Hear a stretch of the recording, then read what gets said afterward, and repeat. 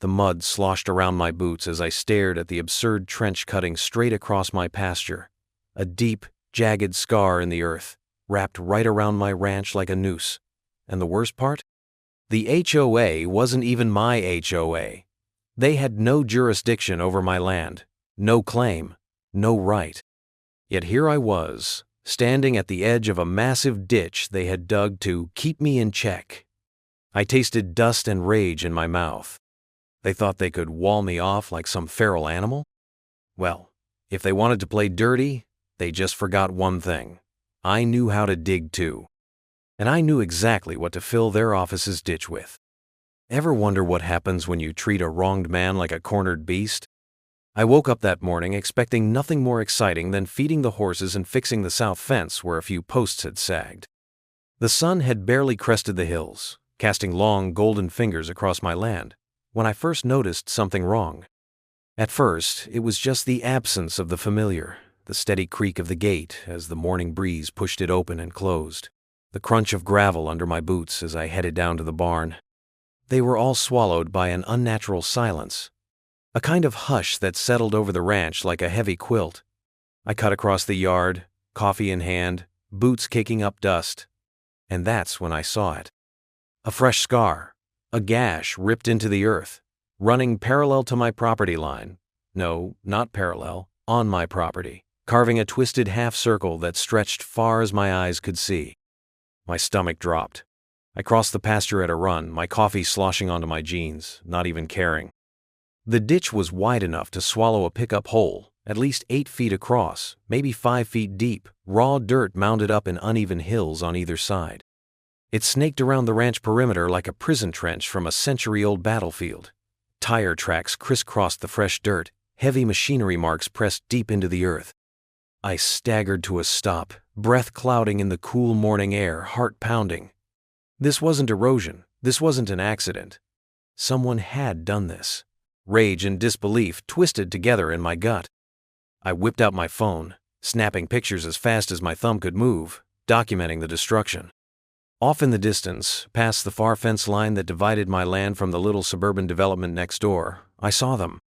A cluster of neon-vested workers, a few SUVs idling with their hazard lights blinking, and standing among them like she was surveying a battlefield she had just conquered, was the one person I dreaded seeing most: Marlene Grant, president of the Willow Creek Homeowners Association.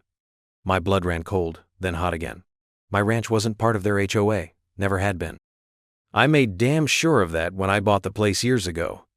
Willow Creek was the reason I had gone out of my way to buy private land in the first place. They had no authority here. No say, no rights. But from the smug way Marlene was standing there, clipboard in hand, sunglasses gleaming, you'd think she had just annexed my ranch like it was some third world territory. I stormed toward the property line, clenching my jaws so tight my teeth hurt. As I approached, one of her lackeys, a wiry guy with a too-tight security polo and a radio clipped to his belt, stepped forward like he was about to block me. Bad idea. I shot him a glare that made him stumble backward without a word. Marlene turned at the commotion, her face splitting into a smile so fake it practically dripped acid. "Ah, Mr. Callahan," she said, her voice syrupy sweet. "Glad you could join us. I was hoping we'd run into you this morning." I stopped 2 feet from her, hands balled into fists at my sides. "What the hell is this?" I demanded, jabbing a finger at the massive trench slicing through my property. "Why is there a ditch around my ranch?" She adjusted her clipboard like she was about to conduct an audit. "This is a community protection project," she said, her tone patient, patronizing, like she was explaining something to a particularly slow child. "We've had several reports of, shall we say, concerning activities on unregulated land adjacent to Willow Creek." She didn't even bother to hide the disdain in her voice when she said unregulated. I stared at her, my mind struggling to process the sheer audacity. "This land is mine," I said, each word slow and deliberate. "Private property, recorded at the county courthouse. I'm not part of your HOA. I never have been." Marlene clicked her tongue. "Yes, well, that's precisely the problem, isn't it?" she said, flipping through her papers. "No oversight, no community standards. It was only a matter of time before something had to be done. After careful deliberation, the Willow Creek HOA board voted to create a defensive perimeter to protect our community interests. I felt the muscles in my neck tighten until they ached. "You mean you dug a trench around my home?" I said flatly. "Without permission, on land you don't own, without so much as a courtesy call." Her smile widened, showing teeth. "The board's legal counsel advised that emergency measures could be taken in the interest of community safety," she said. "Temporary easement laws are quite broad, you know." My vision tunneled. I fought the urge to grab the clipboard out of her manicured hands and snap it over my knee. "You're trespassing," I said. "You and your workers are trespassing. You have 10 minutes to get off my property before I call the sheriff." Marlene didn't flinch. In fact, she looked almost amused. "You're welcome to call them," she said, waving one hand airily. "We're fully prepared to explain the situation. I doubt the sheriff will want to side against community welfare, especially given the colorful nature of your operation." My operation? The way she said it, dripping with insinuation, like I was running some backwoods meth lab instead of raising horses and cattle. My fists itched, but I knew better than to give her what she wanted. She was baiting me, and I wasn't about to take it. "I want every last piece of your equipment off my land," I said through gritted teeth. "I want every person you hired gone. And I want that ditch filled in, today. Or you're going to find yourself buried in more legal trouble than you can imagine." She sighed, as if I were a petulant child. "I understand you're upset," she said. "But the decision's been made. The trench stays. It's for your own good, really. Keeps your property secure. From what?" I barked. "Coyotes? Dust storms? Your HOA minions with their tape measures and violation notices?" Her lips thinned into a line. The mask slipped just enough for me to see the cold contempt underneath. "From undesirable influences," she said, her voice low and icy. "You bought your way out of the HOA. Fine. But don't expect to live outside the community's expectations forever. Willow Creek is growing. Progress is inevitable." My pulse thundered in my ears. She wasn't just trying to protect her neighborhood. She was trying to box me in, isolate me, make my ranch a pariah until I either folded or sold out. And the worst part? She thought she could get away with it, because she was counting on me being alone. On me having no one to fight back. I stepped closer, close enough that she had to tilt her head back to meet my eyes. "I'm not your neighbor," I said, my voice deadly calm. "I'm not your subject, and I'm not going to sit back while you carve up my land like it's your personal sandbox." Marlene's smile faltered for the first time, just for a flicker of a second. Then she recovered, turning to bark orders at the workers behind her. "Wrap it up for today," she said, loud enough for me to hear. "We'll review next steps with council." Her people scrambled, hopping into trucks and tractors, engines roaring to life. But not a single piece of equipment moved to fill in the trench. Not one shovel touched the mounds of dirt. They just packed up and left, leaving the gaping wound behind like a threat carved into my home. I stood there long after they were gone, staring at the ditch, feeling the anger harden inside me like concrete. I wasn't dealing with neighbors. I was dealing with invaders. And if they thought this was over, they had just made the worst mistake of their lives. The next few days unfolded like some twisted fever dream, the kind you wake up from sweating and breathless but can't shake off even when you're fully awake. It started small at first, almost laughably petty, like a schoolyard bully trying to pick a fight he didn't know he'd already lost.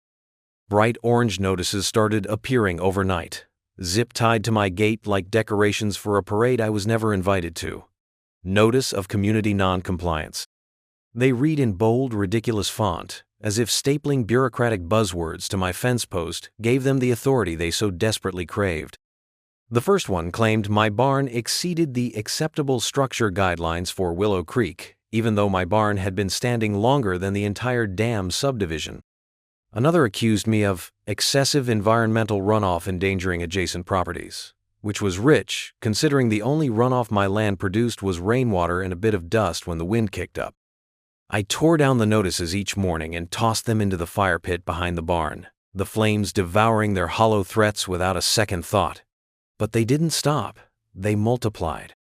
New ones appeared every morning, attached not just to the gate but to my fence posts, my mailbox.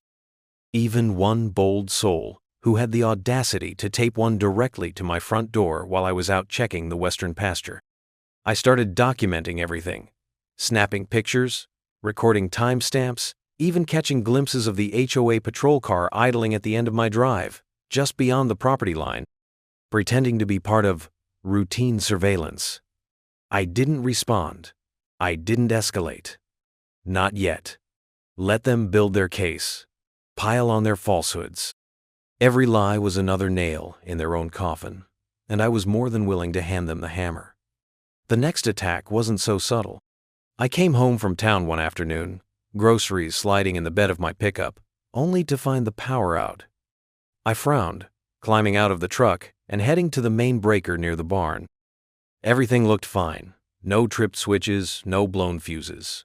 I called the electric company, expecting maybe a grid outage or maintenance work nobody had warned me about. Instead, I was put on hold for nearly an hour before some tired-sounding woman finally informed me that my account had been terminated at the property owner's request. My blood turned to ice. I hadn't requested anything. I hung up and immediately called the water company. Same story. Service disconnected due to non-payment, they said, even though my accounts were auto-drafted and fully paid up. My hands clenched into fists so tight my knuckles went white. It wasn't a mistake. It was sabotage.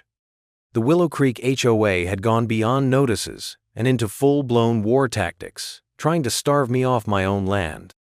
I spent the night by lantern light, the eerie glow throwing long shadows across the walls of the ranch house, making the place feel even bigger and emptier than usual.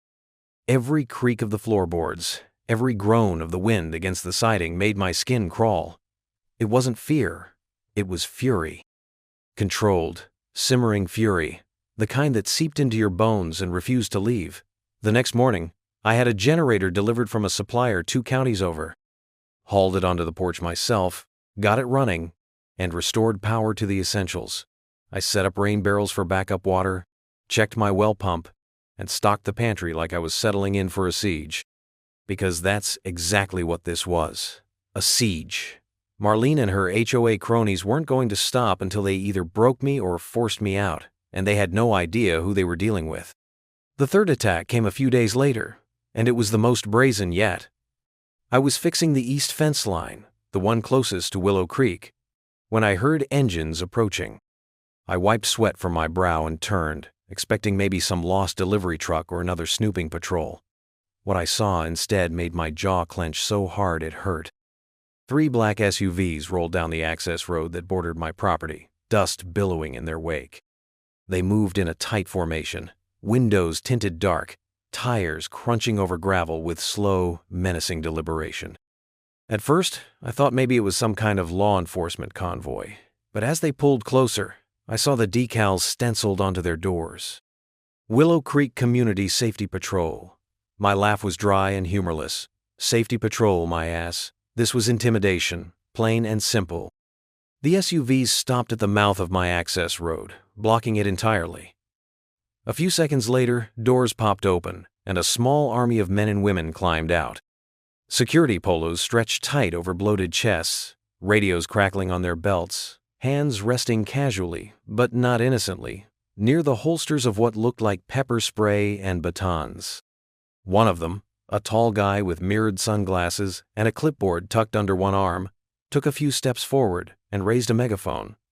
"Attention," he barked, the distortion making his voice sound even more artificial. "This road is temporarily closed pending community infrastructure improvements. Please use alternative routes." I stared at him, stunned for a moment at the sheer audacity. Alternative routes? There were no alternative routes. This was the only access road leading to and from my ranch. They were trying to box me in completely, cut me off from the outside world. I approached slowly, every instinct in my body screaming at me to be careful. These weren't cops. They weren't even real security. They were HOA thugs playing dress-up. And desperate amateurs were often the most dangerous kind. I stopped 10 feet from the leader, hands loose at my sides. "You're trespassing," I said calmly. This is a county-maintained easement, not Willow Creek property. You have no authority here." The man didn't flinch. "Temporary closure approved by the Willow Creek Homeowners Association Board," he said through the megaphone, as if that held any legal weight outside their little neighborhood bubble. "You will need to seek alternate access until further notice." I shook my head slowly, feeling the rage coil tighter inside my chest. "Move your vehicles," I said. "Now. Or I'll have the sheriff out here in 10 minutes. His sunglasses reflected my own furious face back at me.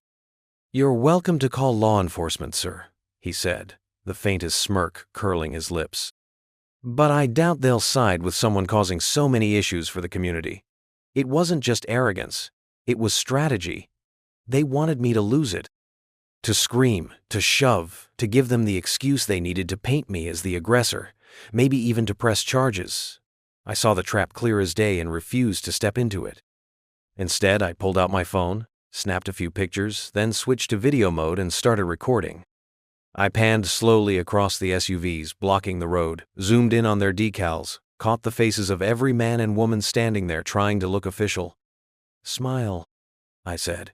"You're about to be very famous." A few of them shifted uncomfortably, glancing at each other, but they held their ground. I didn't push it. I turned on my heel and walked back toward the house, forcing myself not to look back, not to react. Once inside, I called the sheriff's department, gave them the exact coordinates, described the blockade in meticulous, dry detail. The dispatcher's voice went tight when I mentioned the HOA's involvement. "We'll send someone out," she said. "Stay on your property, sir."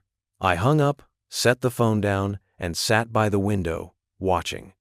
20 minutes later, a sheriff's cruiser rolled up. The deputy, young, sharp-eyed, no nonsense, got out and started talking to the HOA patrol. I couldn't hear the words, but I saw the body language, the clipped gestures, the defensive postures, the moment the clipboard guy's shoulders sagged just a little. 5 minutes after that, the SUVs started backing out, one by one, engines snarling in frustration. I watched them leave, but I didn't feel victorious. Not yet, because I knew this wasn't over. Not even close. They had tested the waters and found me unyielding. Now they were going to come harder, dirtier, more desperate, and I would be ready. I wasn't just defending my ranch anymore.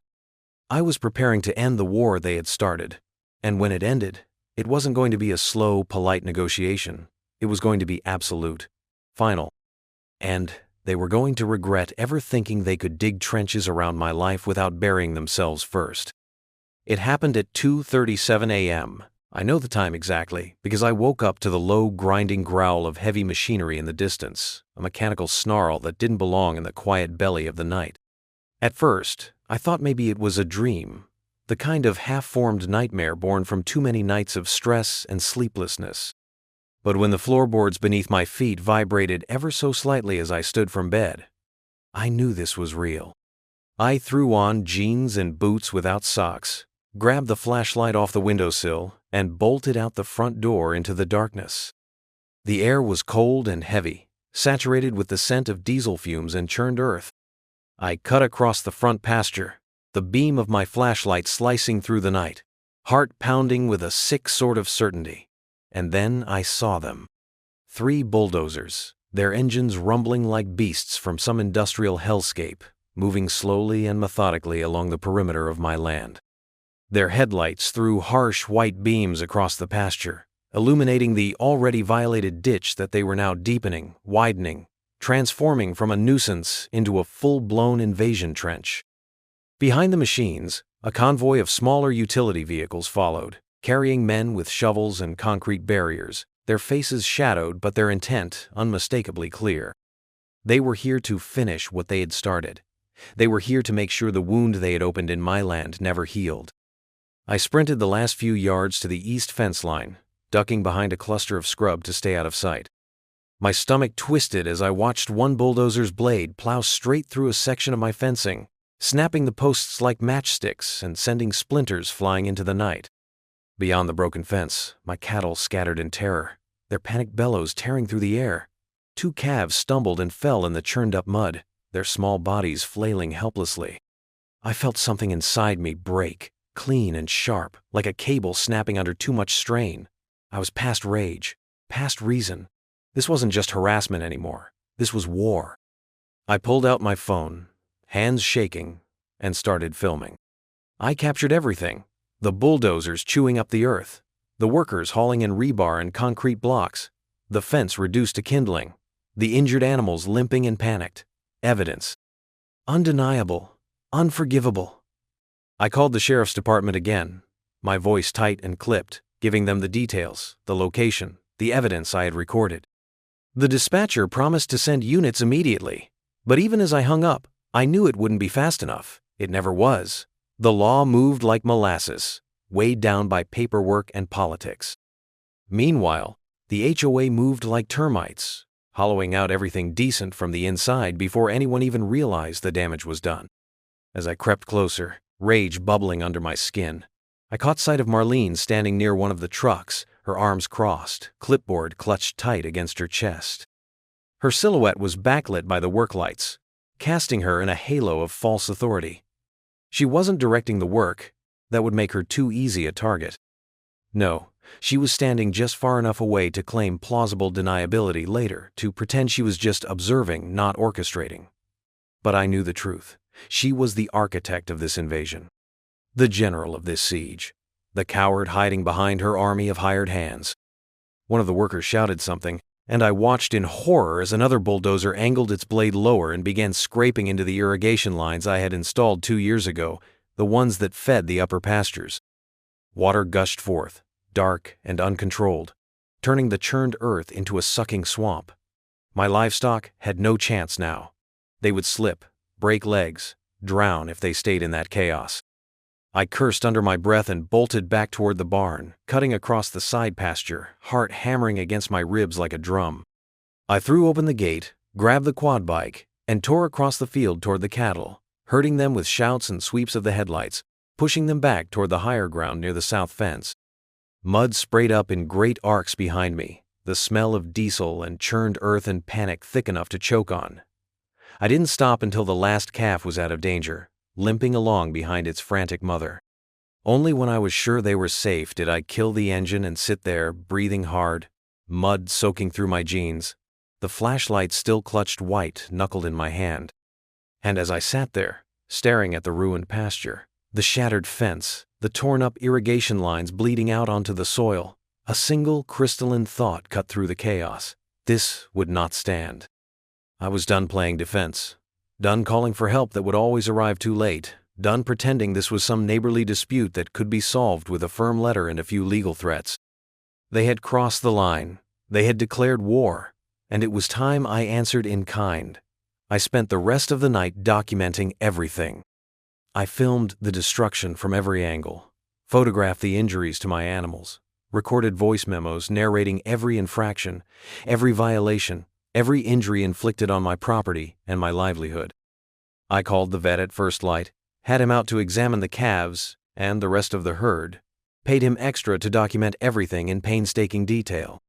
I printed out copies of the property deeds, the easement agreements, the county zoning maps, every scrap of paper that proved beyond a shadow of a doubt that Willow Creek HOA had no legal authority over an inch of my land. When the sheriff's deputies finally arrived mid-morning, they were grim-faced and apologetic, but ultimately powerless. "It'll take time," one of them said, his boots crunching in the wreckage of my fence. "Court orders, injunctions, you know how it goes." I nodded, jaw clenched so tight I thought my molars might crack. I knew exactly how it went. By the time the paperwork wound its way through the bloated arteries of the legal system, the damage would be done.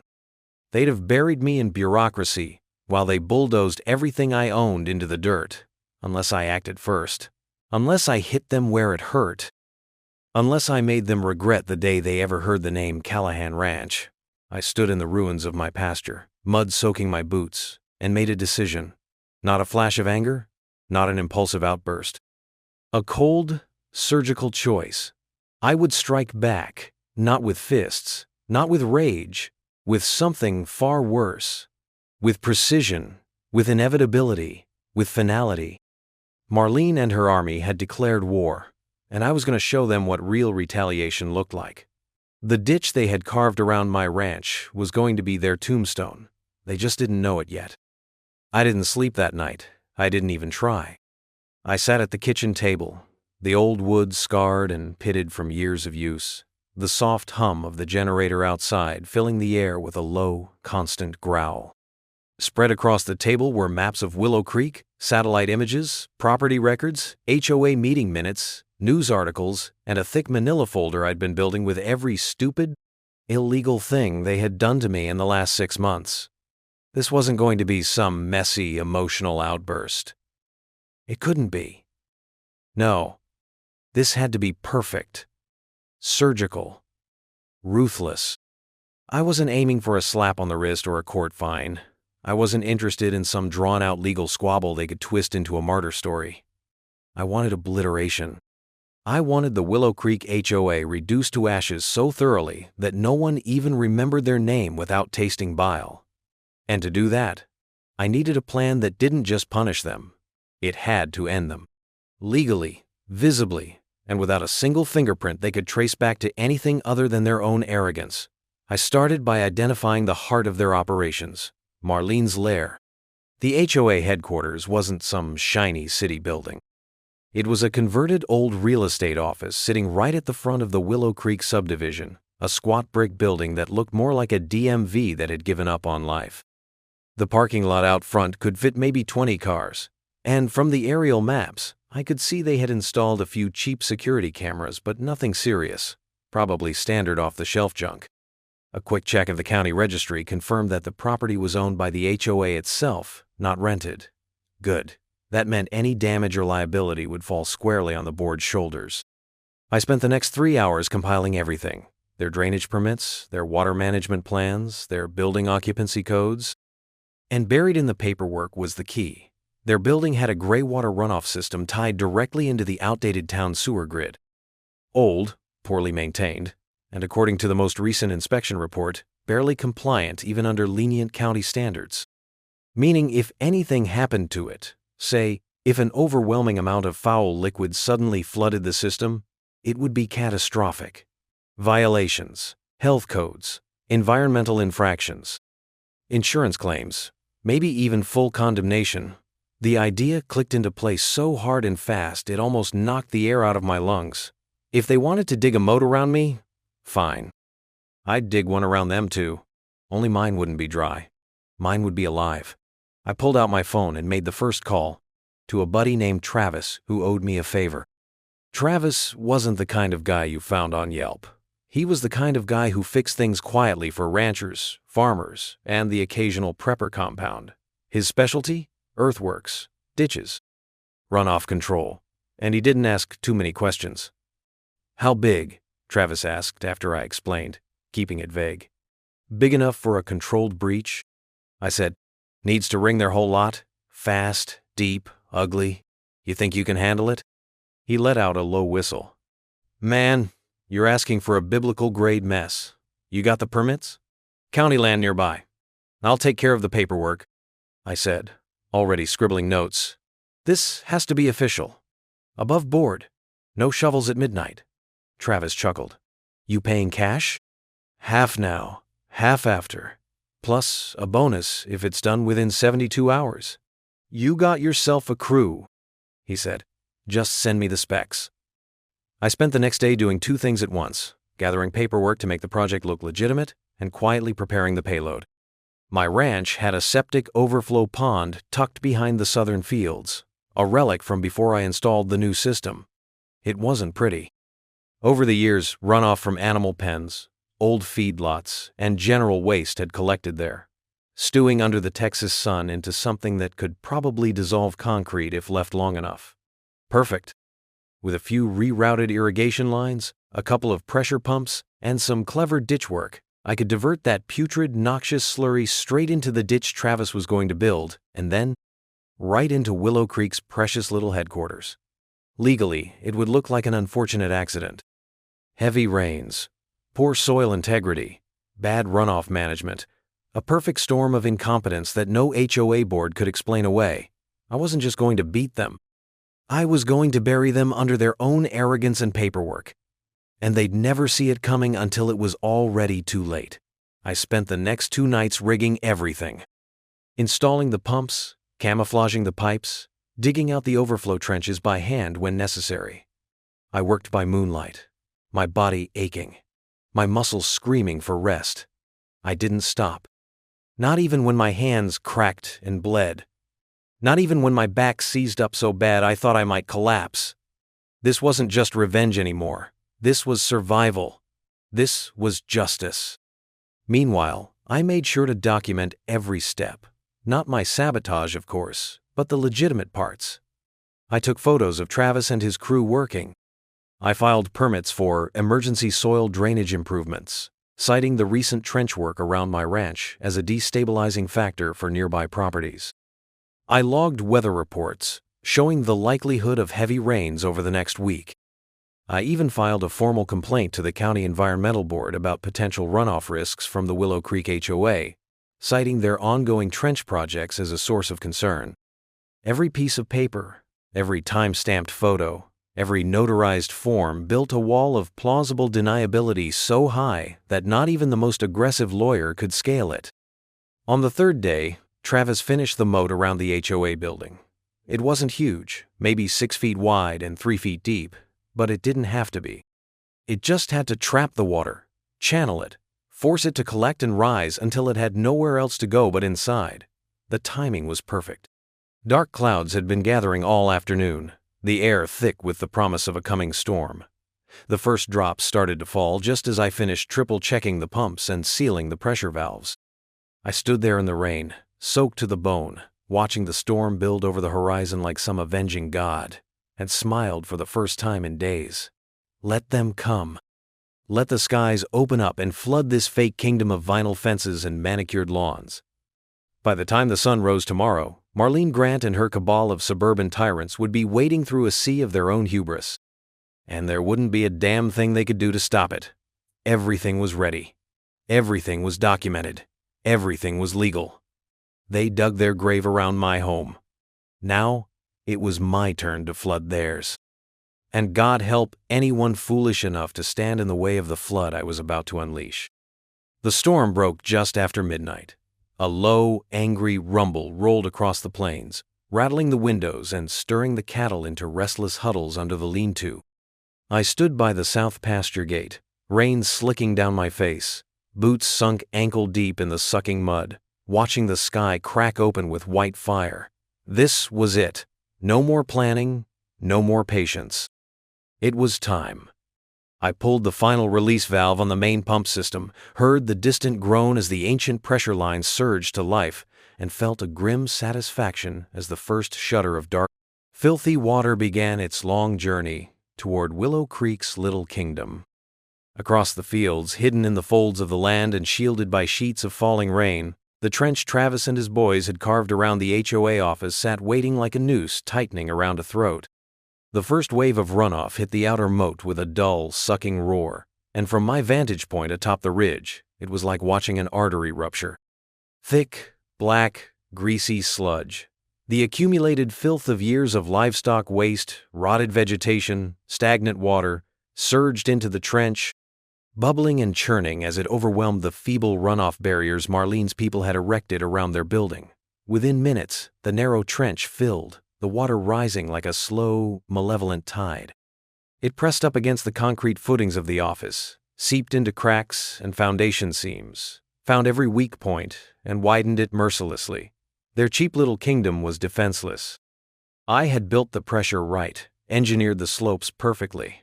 There was no escape route, no drainage, no safety valve, just a rising, inescapable flood.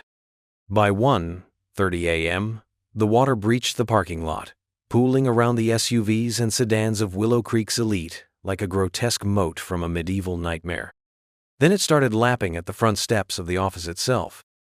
The rain intensified, hammering the land with a fury that felt almost biblical, and the ditch overflowed with giddy enthusiasm, carrying wave after wave of black filth directly into the heart of the HOA.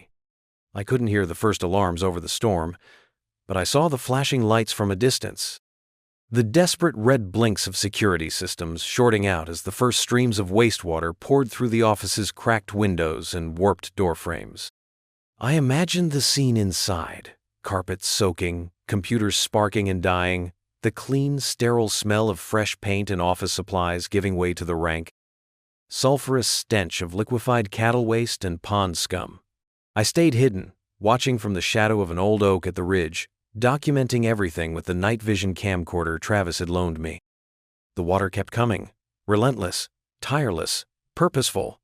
By 2:00 a.m., it was waist-deep inside the building. By 2:30, the windows shattered outward from the sheer pressure of it, spewing foul, black geysers onto the ruined landscaping. I saw figures wading through the chaos then, security guards, board members, and a few brave, stupid residents trying to salvage paperwork and electronics, slipping and falling into the viscous, choking mess that now owned their precious headquarters. Marlene herself appeared, finally, wearing a yellow rain slicker and wielding a megaphone like it could hold back the floodwaters. She was screaming at the workers, at the guards, at anyone within earshot, her face twisted in fury and panic. But no one could save her, not from this. The news vans showed up by dawn. Somehow, word had spread. Maybe someone called it in. Maybe someone posted a video online. It didn't matter. Within hours, the entire county knew that the Willow Creek Homeowners Association had suffered a catastrophic environmental disaster. The reporters swarmed the parking lot, careful not to get too close to the sewage-choked ruins, but eager to catch every juicy, humiliating detail on camera. I watched the coverage from the comfort of my living room, boots up on the coffee table, a mug of hot black coffee steaming between my hands. Officials are investigating what they're calling a critical failure of private water management systems at the Willow Creek HOA office. The local anchor intoned, her voice dripping with poorly concealed glee. Early reports suggest negligence and improper maintenance may have contributed to the environmental catastrophe now unfolding in one of the county's wealthiest developments. I sipped my coffee and smiled. The fallout was immediate and delicious.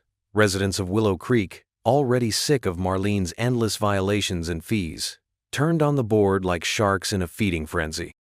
Angry homeowners flooded social media with videos of their ruined community center, their sewage-soaked playgrounds, their poisoned lawns. Lawsuits sprang up like mushrooms after rain. Property damage, negligence, environmental hazards. The county health department slapped an emergency quarantine order on the entire HOA property, barring anyone from entering the office without hazmat suits and decontamination protocols. Marlene tried to spin it, of course, claimed it was an act of God, a freak storm, sabotage by radical anti-community elements. But the paper trail was ironclad and merciless. My complaints to the county about trench instability, the filed notices, the photos, the videos, the countless ignored warnings about how their trench had destabilized the surrounding drainage systems. Every single thing was documented, time-stamped, and waiting for the inevitable flood of inspectors and auditors. Insurance companies fled like rats from a sinking ship.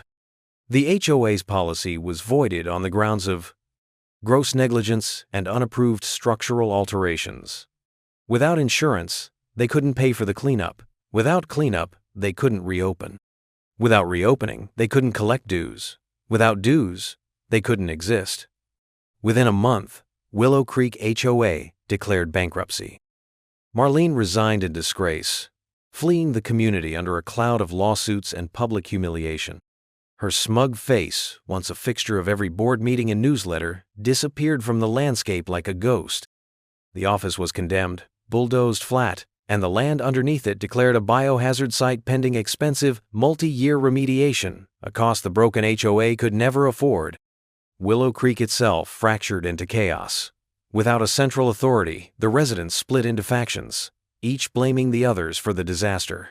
Property values plummeted. Banks refused to finance mortgages inside the subdivision. Realtors stopped returning calls.